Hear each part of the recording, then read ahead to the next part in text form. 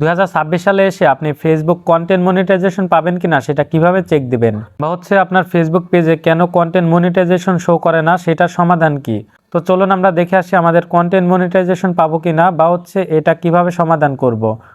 তো আমরা এই জন্য আমাদের ফেসবুক পেজটা লগ ইন করে নেব, বা হচ্ছে আমাদের প্রোফাইলটা লগ ইন করে নেব।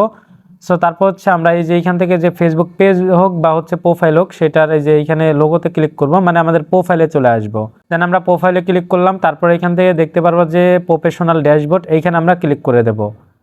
দেন প্রফেশনাল ড্যাশবোর্ডে ক্লিক করার পরে একটু স্ক্রল করে আমরা ডান দিকে চলে আসবো, এইখান থেকে দেখতে পারবো যে মনিটাইজ। দেন এইখান থেকে আমরা মনিটাইজের উপরে ক্লিক করে দেব। মনিটাইজের উপরে ক্লিক করার পরে এইখান থেকে কিন্তু আমরা সব কিছু দেখতে পারবো। তো কিভাবে দেখবো, এই জন্য এই যে কন্টেন্ট মনিটাইজেশন এইটার উপর আমরা ক্লিক করব। তার আগে বলি যে আপনাদের এই অপশনটা কেন আসে না। সো সেটা আপনাদেরকে লাস্টের দিকে বলে দেব যে এই অপশনটা কেন আসে না। সো আমরা কন্টেন্ট মনিটাইজেশন এটার উপরে ক্লিক করে দেব। দেন কন্টেন্ট মনিটাইজেশনে ক্লিক করার পরে এইখান থেকে কিন্তু আমরা দেখতে পারবো যে আমাদের এই যে কন্টেন্ট মনিটাইজেশন পাবো কিনা, বা হচ্ছে এটা কিভাবে দেখবো। দেখেন এখান থেকে আমাদের কন্টেন্ট মনিটাইজেশন পাইতে হলে আমাদের রুলসগুলো ফলো করতে হবে। সো কি কি রুলস রয়েছে সেটা আমি লাস্টের দিকে বলে দেবো।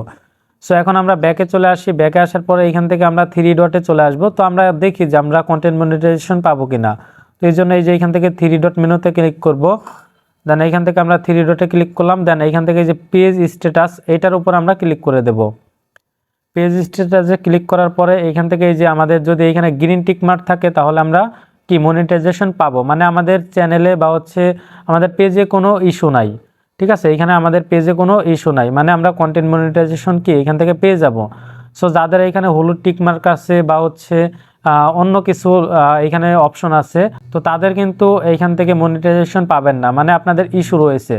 সো এই ইস্যু কী কারণে হইতে পারে, সেটা হচ্ছে আপনাদের ভিডিও কপিরাইট ক্লেম আসতে পারে, বা হচ্ছে আপনারা অন্যের ভিডিও কপি করছেন, বা যে কোনো একটা অবৈধ আপনি ভিডিও আপলোড করছেন, সেজন্য কিন্তু আপনার এটা এই রুলস অমান্য করার কারণে এটা কিন্তু আপনাদের টিক মার্কটা কিন্তু সবুজ নাও থাকতে পারে।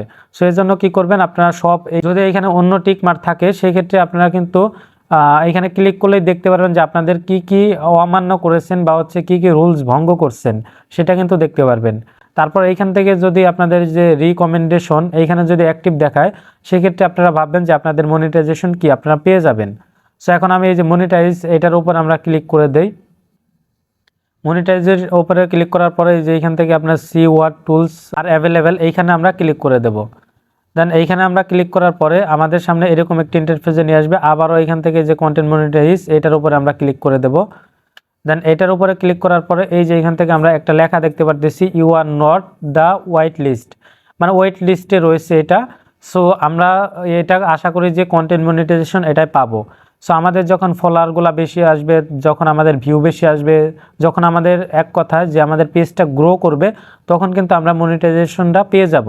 সো যেহেতু আমার এটা নতুন একটা পেজ, এই কারণে কিন্তু এখানে ওয়েটিং লিস্ট দেখাইতেছে, সরি ওয়েট লিস্ট দেখাইতেছে। সো আপনাদের যাদের ওয়েটিং লিস্ট দেখাবে, এখান থেকে ওয়েটিং লিস্ট দেখাবে, তারা কিন্তু অতি দ্রুত কিন্তু মনিটাইজেশন পেয়ে যাবেন, মানে আপনাদের ওয়েটিংয়ে রাখছে, তো যে কোনো টাইমে আপনাদের কিন্তু মনিটাইজেশন দিয়ে দিতে পারে।